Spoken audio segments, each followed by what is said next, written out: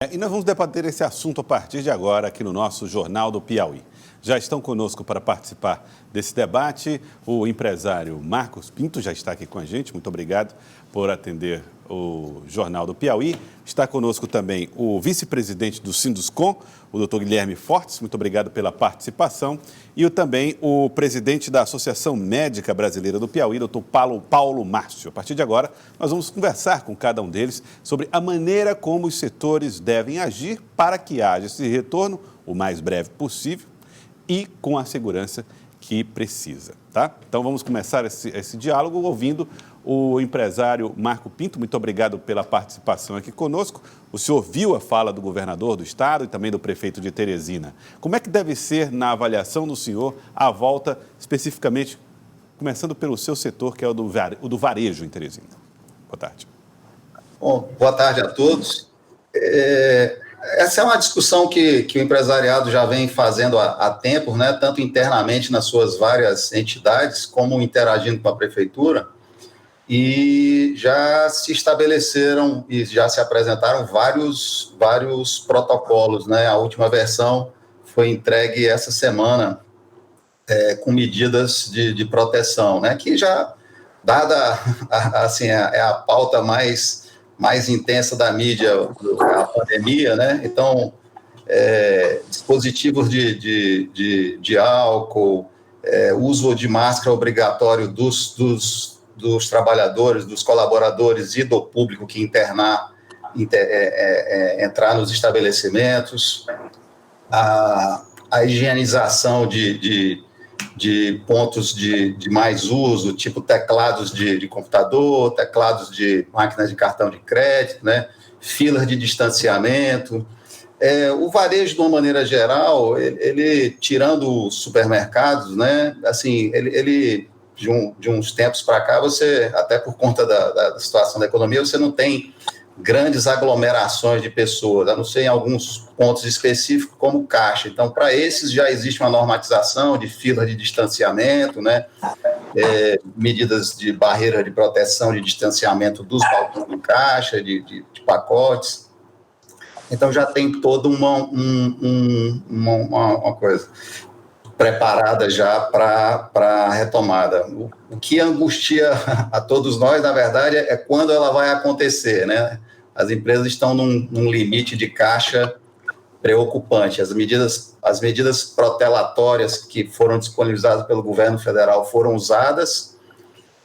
Para as pequenas, elas cobriam 100% da folha, mas para as grandes não, né? Assim, as empresas grandes, no mínimo, pagam 30%, e como muitas delas têm feito complemento do salário acima do teto do seguro-desemprego, esse desembolso chega a 50% da folha. Então, 2 meses parados com 50% da folha não é fácil, né? Então, essa necessidade do cronograma é muito grande.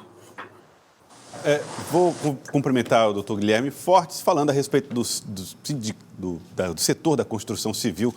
Já é possível prometer retorno com segurança nos canteiros de obras, doutor? Boa tarde. Joelson, boa tarde. Primeiro, quero agradecer à Cidade Verde, o espaço, a oportunidade de abrir esse diálogo. Isso é muito importante. A Cidade Verde está aí na casa de todos e aí a gente consegue passar a informação correta. O setor da construção civil, ele fez algo interessante. Ele fez uma pesquisa com 54 mil pessoas, 54 trabalhadores da construção civil. E essa pesquisa ela foi repetida por esse número, que não é um número pequeno, maior do que muitas cidades do país. E está na 9ª rodada, ou seja, essas mesmas pessoas foram testadas 9 vezes com intervalo de 15 dias. Então, isso serviu para a gente criar as boas práticas para o setor da construção civil. Então, a gente criou um protocolo. Esse protocolo já foi sugerido à Prefeitura de Teresina, certo? Com essas práticas que foram encontradas por experiência própria, certo? E também sugerimos ao Estado do Maranhão que adotasse esse nosso mesmo protocolo, até mesmo por causa da presença de Timon, que é vizinho a Teresina, e as coisas se misturam muito. Então, esse protocolo que sugerido pela construção, pelo Sinduscom Piauí, foi adotado pelo governo do Maranhão, certo, para as obras, Esse protocolo é baseado nas boas práticas, a gente acredita muito na segurança no canteiro de obra. E diga-se de passagem, se a gente parar para fazer uma pequena análise, as obras, elas não têm a visita, ela não tem, ela é um ambiente fechado, ela é um ambiente murado, controlado, ou seja, você tem acessos e saídas, né? Controle de acesso e saída. Os funcionários trabalham em ambiente aberto, com grande espaço entre eles, e a gente acredita sim que o setor da construção civil ele consegue voltar com toda a segurança para o funcionário. A partir do start da prefeitura e do governo do estado, a gente precisa naturalmente de uma semana para fazer adequações. Então essa é a nossa ansiedade. Nós gostaríamos o mais rápido possível desse protocolo para que a gente pudesse adotar as medidas sugeridas por nós e também as medidas colocadas pela prefeitura. Doutor Paulo, o senhor que é médico, pode nos ajudar a entender esse processo de retorno com segurança que a economia tem demandado, que os agentes econômicos têm demandado? Boa tarde. Boa tarde a todos. É com muita atenção que eu recebo o convite da TV Cidade Verde para estar aqui e me dirigir a cada piauiense nesse momento de retomada. Foram mais de 70 dias parados, né? O estado do Piauí parou e foi elogiado no país inteiro porque foi um dos estados que mais aderiu ao isolamento social.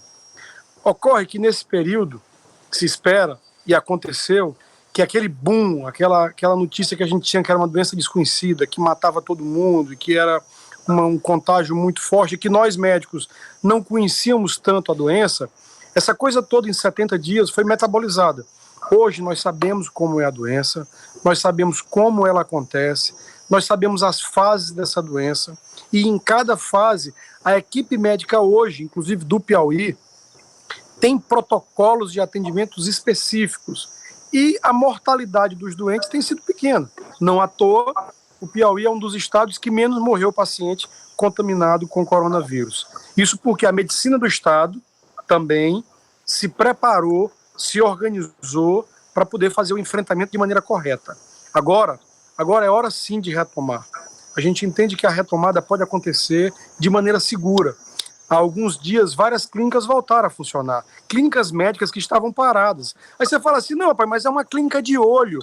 Não, mas ali na clínica de olho tem muito médico bom que vai orientar as pessoas, inclusive a se protegerem da doença e como se lidarem quando a doença acontece. Ah, mas é uma clínica de ouvido e garganta. É ali que acontecem os sintomas de gripe e que os sintomas do coronavírus começam ali.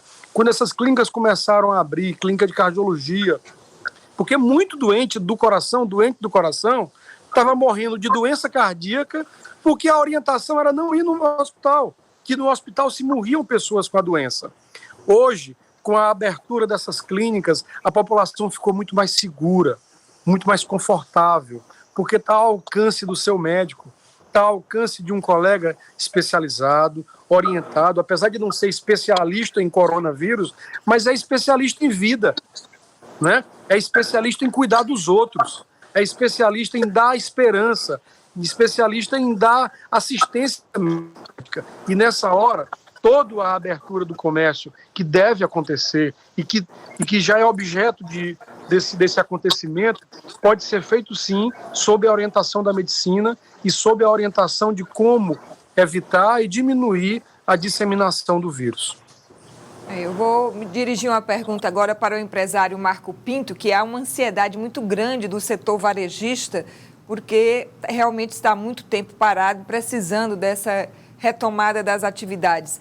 Nos setores considerados essenciais, que funcionaram durante todo esse período do distanciamento, como os supermercados e as farmácias, a gente observou alguns cuidados, por exemplo, até no número de clientes que podem estar dentro do estabelecimento ao mesmo tempo. Alguns supermercados têm um número X de clientes e só à medida que eles vão saindo, vão entrando novos clientes, justamente para manter esse distanciamento, até mesmo na hora do pagamento, como o senhor se referiu, que é o local onde há maior aglomeração. Esse é um exemplo que deve ser seguido também pelas lojas? É um parâmetro que pode ser adotado. Nos supermercados, eles normalmente são grandes superfícies, né? E são lojas mais padronizadas. Assim, se a gente pegar o varejo de uma forma geral, a gente tem uma infinidade de situações, né? Lojinhas muito pequenas, que tem 2, 3 metros de... Você chegar no shopping do cidadão, é um box, né? Então, assim, no centro tem muito fracionamento. Então, assim, o que a gente tem defendido é que esses parâmetros eles sejam também facilmente aplicáveis, tanto para o entendimento do empreendedor, o entendimento do consumidor e a própria fiscalização desses parâmetros.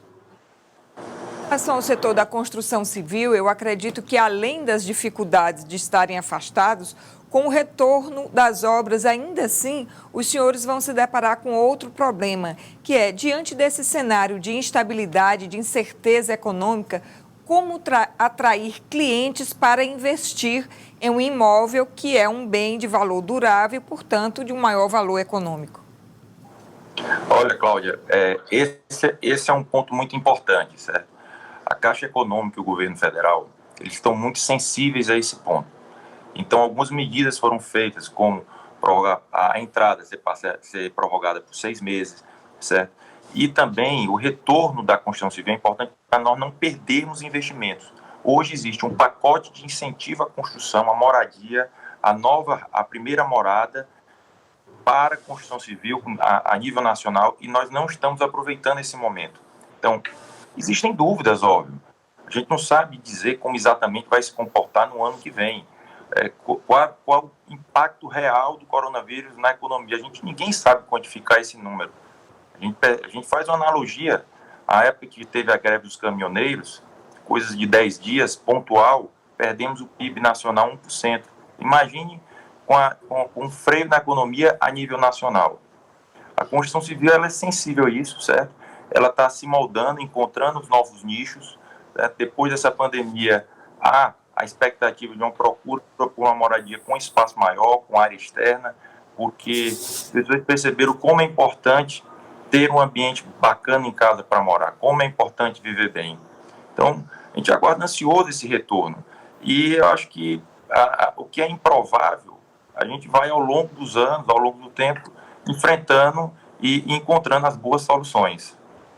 É possível, doutor Paulo, oferecer essas boas soluções desde já em cada um dos ambientes distintos? Qual vai ser o papel dos orientadores de saúde nesse sentido?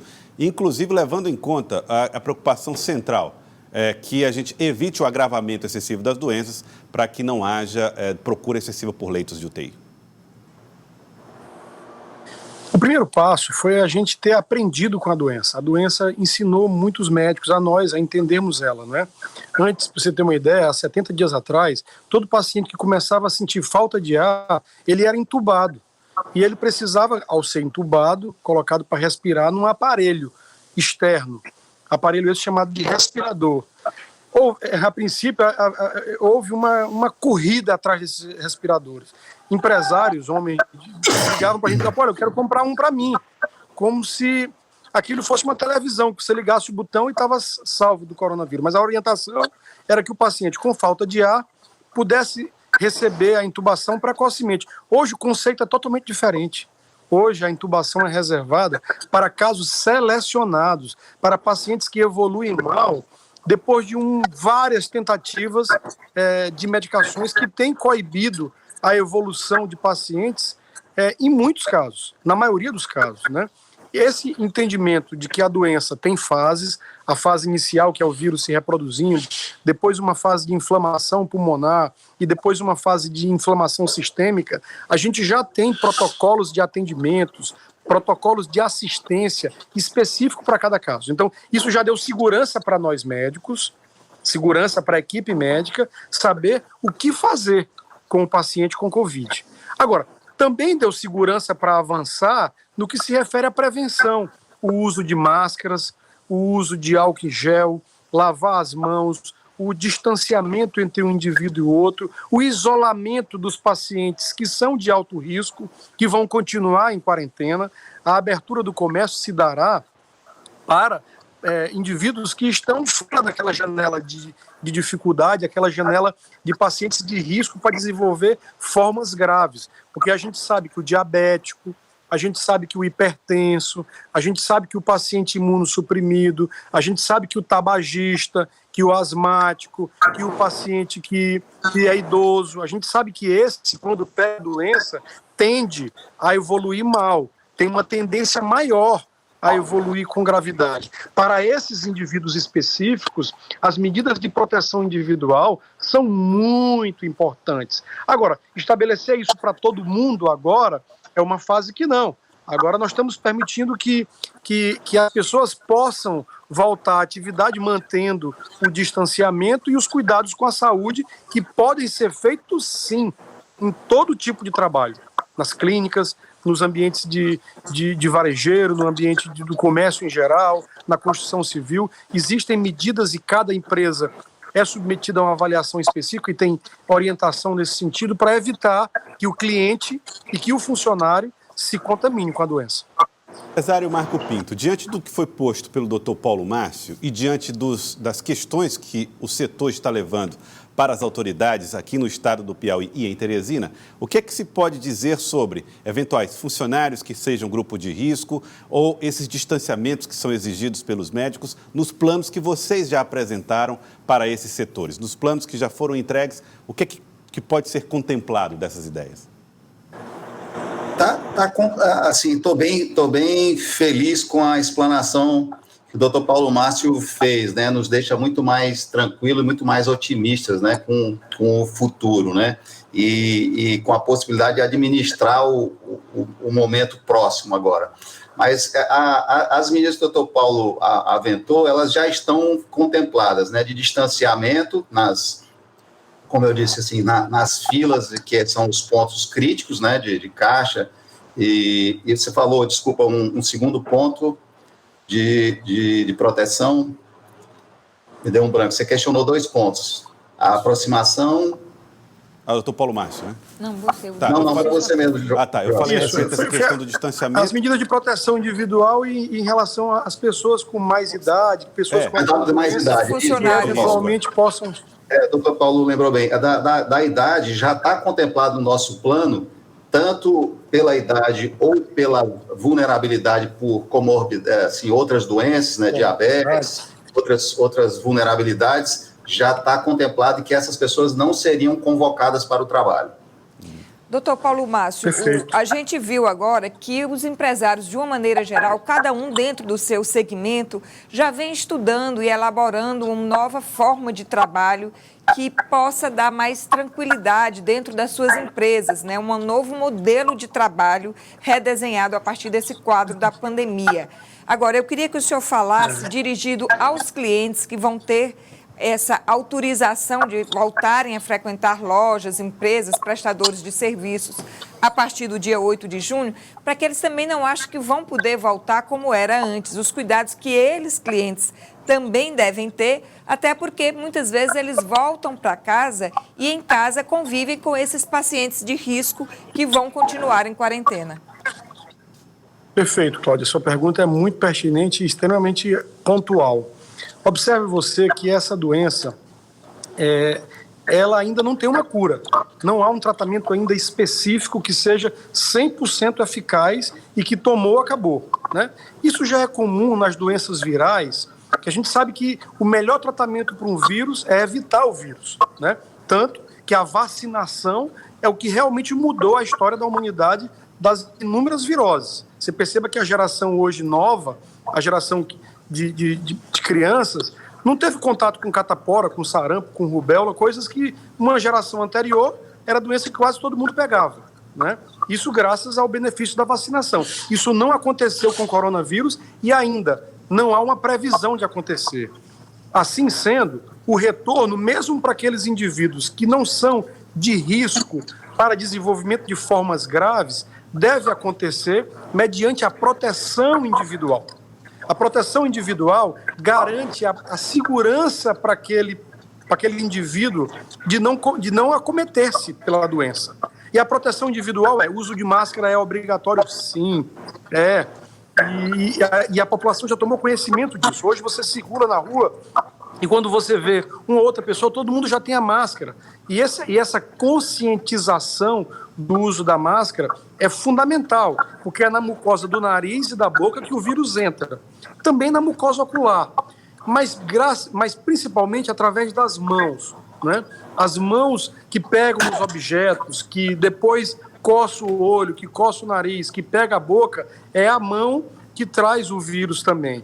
E os cuidados de higienização da mão são fundamentais. É o novo normal, né? Esse é o conceito que nós médicos estamos tendo bem claro na cabeça e que a população, de um modo geral, está tendo. É o normal, mas é um novo normal.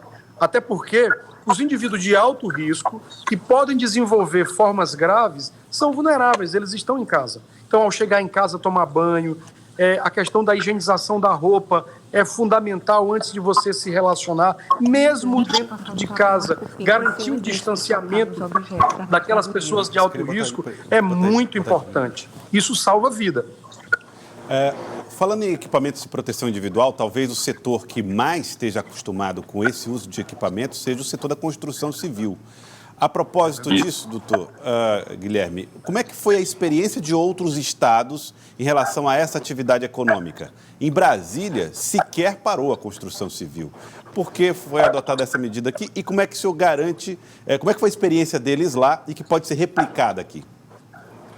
Joelson, essas boas práticas que nós apontamos, é porque, como você mencionou, no Brasil como um todo, somente Teresina adotou essa postura da paralisação total das atividades. A construção civil ela rodou no país como um todo. Em alguns pontos específicos, pararam por 10 dias, 15 dias. Então, esse trabalho que foi feito com essas 54 mil pessoas, elas de parte dessa população adotou máscara de pano, máscara com tipo de tecido, luvas com a especificação, ou seja, a gente conseguiu mapear quais foram as melhores práticas de isolamento social, de distanciamento, de qual EPI, qual rotina, distanciamento na hora de se alimentar, o uso do banheiro que é coletivo, como é que fica a disposição de banheiro, como é que é a bater o ponto do funcionário, rotina de entrada, testagem de temperatura, ou seja, foi mapeado toda uma rotina. E essa rotina nós colocamos no nosso protocolo, né? Checagem de temperatura na entrada, horários alternados de entrada, a questão da parada do refeitório também com um tempo diferente para os funcionários.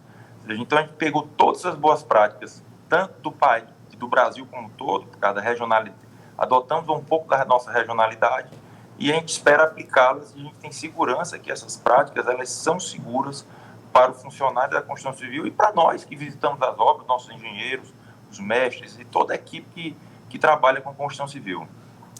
O doutor Paulo Mastro lembrou uma coisa importante. Uma importante fonte de contaminação são as mãos, que às vezes até involuntariamente a pessoa leva ao rosto e acaba levando o vírus junto para as mucosas do nariz, boca ou olho, eventualmente quando coça. E aí eu dirijo a pergunta para o empresário Marco Pinto. Como é que vai ser a orientação aos clientes que gostam de pegar nas mercadorias antes de comprar, que gostam de testar, seja na confecção, no sapato ou mesmo do eletrodoméstico? Esse trabalho, como é que passa a ser feito? Por uma demonstração do funcionário? Como é que vai ser essa nova dinâmica? Essa é um desafio grande, né, de você, na atual configuração das lojas, né, ver os próprios supermercados, na verdade, o supermercado é o local em que existe a maior frequência de visita, né, assim, pessoas vão ao supermercado sistematicamente, né, fazer compras de alimentos, que é a coisa que todo mundo usa todos os dias, né. E as pessoas tocam nos alimentos invariavelmente, né? O que tem que haver é algum processo de higienização, né? Para garantir minimizar, né? Assim, eliminar totalmente, a gente vai ter algumas dificuldades, assim, em algumas atividades. Como eu disse, o supermercado passa pela mesma coisa.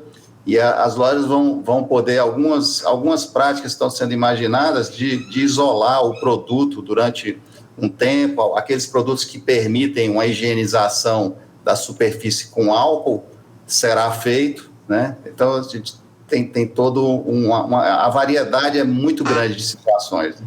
O senhor falou que 50% da folha está sendo mantida depois de 2 meses de paralisação.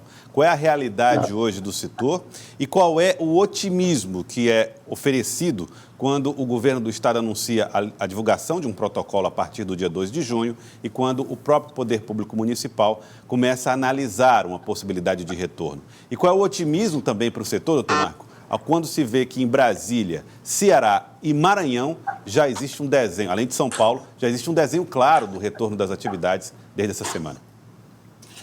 A gente fica animado, assim, que alguns exemplos de bem-sucedidos, né, assim, a construção civil, que não é uma área nossa, mas tudo quanto gerar riqueza e emprego é bom para toda a sociedade, né? Então, a construção civil, praticamente, como o Guilherme falou, não parou em lugar nenhum, né? Santa Catarina, por exemplo, se pegar Florianópolis, a cidade já está operando quase que na totalidade, né? Assim, a situação parou mais ou menos junto conosco. É uma cidade de 500 mil habitantes e já está operando, né? Sobre a folha de pagamento, a MP 936 do governo federal, ela deu um subsídio para as empresas que faturam até 4 milhões e 800, integral do valor do salário dos seus empregados até o teto do limite do seguro-desemprego, que é em torno de R$ 1.800, certo? Então, assim, foi uma senhora ajuda para passar essa fase do isolamento. Para as empresas maiores, o governo não cobriu 100%. As empresas que faturam mais de 4.800 por ano, o governo federal cobriu 30% do valor, a empresa teve que pagar 30% do salário e o governo cobre o restante, mas até o limite de R$ 1.800. Como no comércio há uma quantidade razoável de pessoas que ganham acima desse patamar, então as empresas, vamos supor que um funcionário ganhe R$ 3.000 e ele líquido receba R$ 2.500. O teto que o governo vai complementar, né, os 30% da empresa são R$ 900, os outros 900 vão ser cobertos pelo dinheiro, pela empresa, e então faltariam ainda R$ 700 para chegar ao salário dele. E muitas empresas fizeram essa cobertura. Então, assim, quando você faz uma média, as empresas que adotaram esse procedimento, é metade do valor da folha de pagamento, o que é muito expressivo. Você ficar 2 meses totalmente fechados e bancar metade da folha de pagamento, fora todas as outras despesas, mesmo negociadas, aluguéis, energia, você não paga o consumo, mas paga a demanda. Então, é uma operação que tem consumido muito capital das empresas e deixado, assim, um nível de estresse muito alto. Eu volto a repetir, nós temos uma data limite, que é o fim do uso desses dois recursos, férias e medida provisória 936. Então, assim, não temos um espaço muito grande, assim, em termos de gradualidade, né? Por volta do dia 20 desse próximo mês, se a economia não estiver toda operando, alguém vai estar em situação muito difícil, porque vai ter que tirar dinheiro do bolso para bancar toda a folha e todas as outras despesas, o que me parece impossível. Eu queria voltar para o setor da construção civil, que durante o período que está parado, além de não estar entrando receita da venda de novos imóveis, porque eles não estão sendo concluídos, há também o desgaste de uma obra que fica parada. 2 meses, aí eu pergunto ao senhor, 2 meses, doutor Guilherme, é tempo suficiente para que uma obra parada sofra esse desgaste? Tenha que ser feito algum ajuste de reparo ou não? Total. Todos os meus colegas construtores perderam seus estoques de cimento, porque a média de validade de um cimento são, depois de já colocado em obra, são 45 dias, então perdeu todo esse estoque, certo? Toda máquina precisa ser lubrificada, precisa ser usada. Máquina parada é pior do que máquina sendo utilizada. Tem a parte de mata, a parte de drenagem. Nós vimos muitas chuvas que levou todo esse material. O madeiramento que estragou nas obras.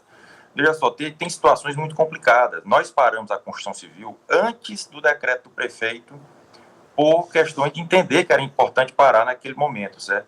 Mas perceba, paramos, 2 dias depois veio o decreto da prefeitura e nós estávamos desmobilizando as obras, ou seja, deixamos ela em segurança para evitar que um fio rompa e tenha um acidente, um choque elétrico, dar melhor para não uma criança inoportuna entre e tenha um acidente.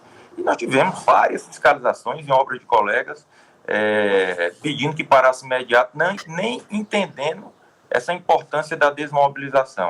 Mas, assim, eu acho que isso foi no passado. Eu acho que a gente tem que pensar agora para frente, que o mais rápido possível esse protocolo chegue nas nossas mãos para a gente poder adequar as obras, certo? O SESI está fazendo um papel muito bacana, na Bahia está conseguindo fazer uma boa instrução, boa educação. Então, assim, a gente já está buscando o SESI como parceiro para que visite nossas obras diariamente, entendeu? Deixando permanente um funcionário, faça rodízio entre todos os canteiros de obras. A gente quer voltar a trabalhar, essa é a mensagem. Doutor Paulo, no caso dos hospitais e clínicas, existe uma outra questão que também é muito importante. Outras doenças seguem também matando, agravando, além da Covid-19. E essas pessoas, elas precisam de atenção. Qual é a maior urgência no que diz respeito ao acompanhamento daqueles pacientes que durante esses 2 meses ficaram meio que desassistidos dos seus médicos que visitavam com regularidade? Eu quero te dar um dado americano que ele é muito representativo.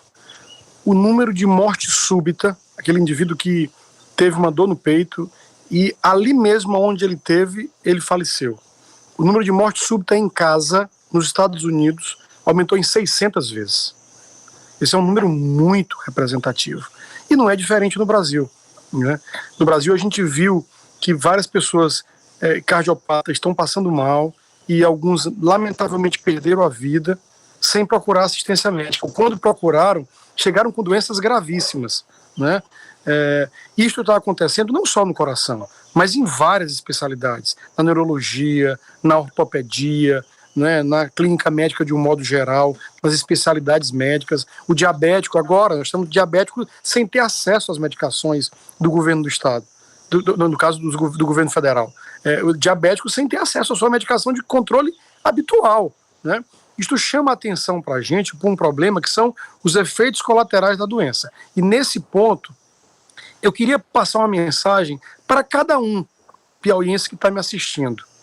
O retorno das atividades do comércio, que vai acontecer agora, e que nós estamos do lado, enquanto médicos, para apoiar e para dar assistência, e para apoiar e dar a nossa força nesse momento, ele vai acontecer.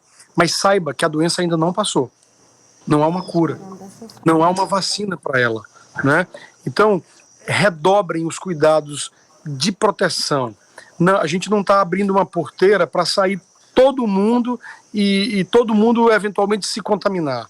Nós estamos fazendo agora um teste, né? É o momento em que a retomada acontecerá, e para que essa retomada aconteça de uma maneira segura, de uma maneira correta, adequada, é preciso que esse retorno também seja gradual, né? As clínicas, de um modo geral, estão funcionando e, graças a Deus, pacientes que estavam sofrendo em casa estão tendo acesso aos seus médicos para poder fazer seus exames. O hipertenso que teve um derrame pequeno, porque não conseguiu controlar sua medicação, sua doença adequadamente, ficou com uma sequela, um braço parado, uma coisa, porque não teve acesso ao seu cardiologista, ao seu neurologista na hora correta. Aquele paciente com a cegueira, que está em evolução, o glaucoma, que não conseguiu um controle adequado, porque não teve acesso ao seu médico, está tendo, né? E nas clínicas a orientação é você ir sem acompanhante, levar o acompanhante em último caso. Os médicos estão com suas escalas reduzidas, fazendo distanciamento entre um paciente e o outro. Imagina o novo normal, você ir no consultório de um médico e entre o médico e o paciente tem uma barreira de acrílico, de vidro, separando alguém que está precisando ser amparado, às vezes confortado, você pegar no paciente, passar para ele aquela segurança e aquele apoio que você não pode fazer agora, né? Você vai poder examinar o paciente, mas com todo cuidado, com luva, com máscara, com protetor de face, na expectativa do médico também não se contaminar. Observe vocês que os médicos se contaminaram demais, né? da linha de frente, os enfermeiros, os auxiliares de enfermagem, motorista de ambulância. Muita gente morreu tentando ajudar outro, né?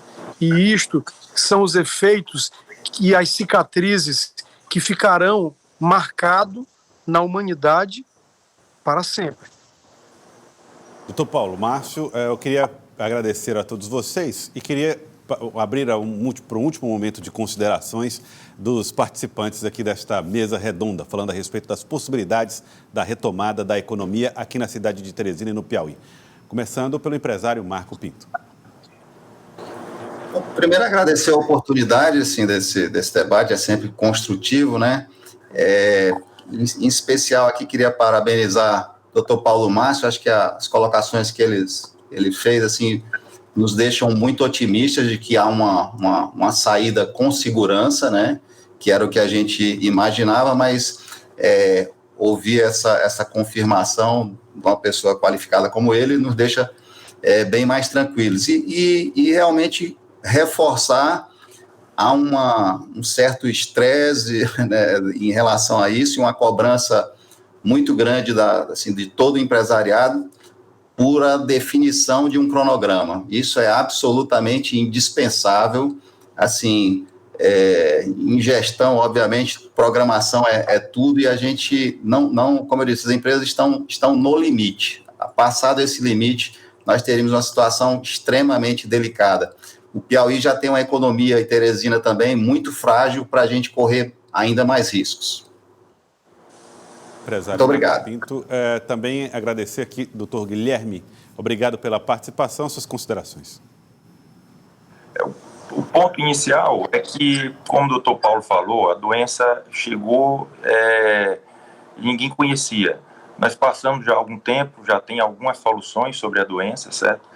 E é um momento que as pessoas não podem viver essa dualidade, o emprego versus a saúde, o trabalho versus a morte. Não é isso, a gente tem que entender que esse novo momento, isso vai nos acompanhar pelo longo período, e o quanto antes nós aplicarmos essas medidas, esses controles, e continuadamente avaliando se esses processos não podem ser melhorados, a gente vai ficar na estaca zero parado. Então, por isso é importante essa reabertura das atividades, do comércio, das secretarias, das entidades públicas, do varejo, dentro de uma programação, naturalmente, certo? Para que a gente possa até reavaliar nossos posicionamentos e melhorar constantemente e evitar qualquer problema.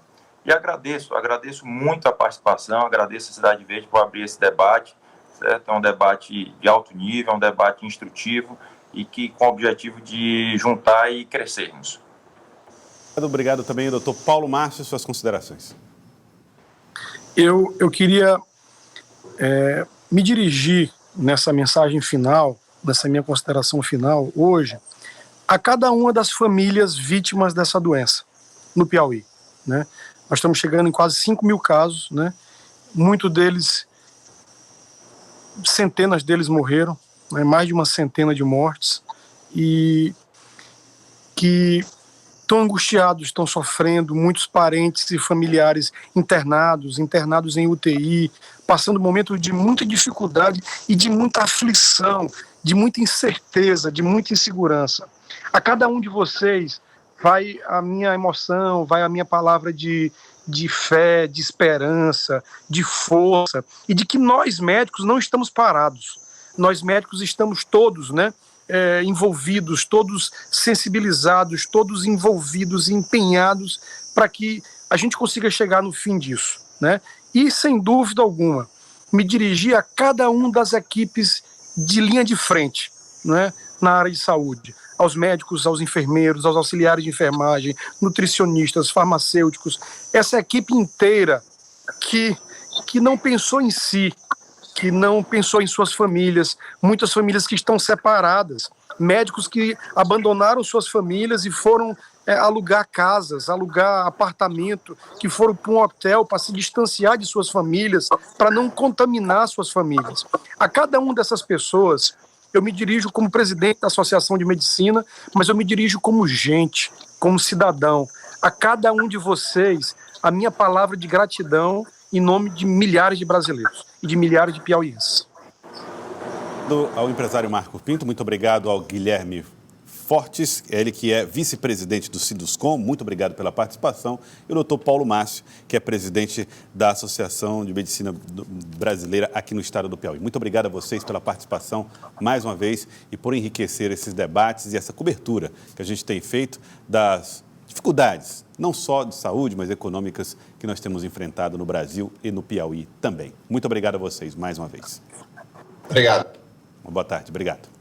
Bom, Cláudia Brandão, podemos ver, né, que as expectativas são de retorno e que cada um tem um plano, né? É um novo cenário que se descortina a partir de agora. Durante esses 2 meses, Joelson, nós estivemos mergulhados quase que integralmente a falar sobre a doença, a propagação dos casos, aos números de mortes, e era natural que fosse assim mesmo. Era uma doença nova, devastadora, que estava varrendo o mundo inteiro. Agora, os números ainda continuam crescendo, as mortes continuam acontecendo, mas já há uma perspectiva, uma luz no horizonte, já há uma possibilidade de as coisas se estabilizarem e de se começar a voltar as atividades, não da mesma forma e velocidade que antes, com muito mais cuidado agora, como reforçou o doutor Paulo Márcio, de uma forma bastante cautelosa. As pessoas precisam retomar suas atividades, há pessoas que estão com necessidades que estão reprimidas, as empresas estão no limite, no sufoco, com a água no pescoço, como se diz, estão precisando reabrir. E é bom a gente ver que em todos esses segmentos há um estudo, há um planejamento. Não vai ser simplesmente vamos abrir e as portas se abrem normalmente, não. Em todas elas há um critério rigoroso e absoluto para, acima de tudo, retornarem às suas atividades, voltarem a ter a sua sobrevivência econômica, mas com segurança, com os clientes tendo confiança de que estão retomando de uma forma natural, tranquila, até que um dia tudo isso passe definitivamente, que a gente acha que vai acontecer quando tivermos a vacina, a tão sonhada vacina. A tão sonhada vacina, é verdade, Cláudia. Agora há pouco o governador Wellington Dias falou que será, a partir do dia 2 de junho, apresentado um plano, um cronograma para essa reabertura. Então, dia 2 de junho é um dia importante para a definição desse plano, e o prefeito Firmino Filho falou a respeito dos critérios que a cidade de Teresina está adotando para a avaliação dessa reabertura. Vamos a alguns pontos da fala do prefeito Firmino Filho a respeito dos critérios que serão levados em conta na reabertura. O prefeito disse que será levado em conta a taxa de reprodução da doença, a capacidade da doença de evoluir, a diminuição no número de internações e também o número de óbitos, ou seja, vai levar em conta a curva de descenso ou de estabilização desses dados, a capacidade de leitos do Piauí. Ele pretende levar em consideração que estejam disponíveis 30% dos leitos de observação, 30% das enfermarias, 30% das UTIs também. Atualmente, essa taxa está em 25%.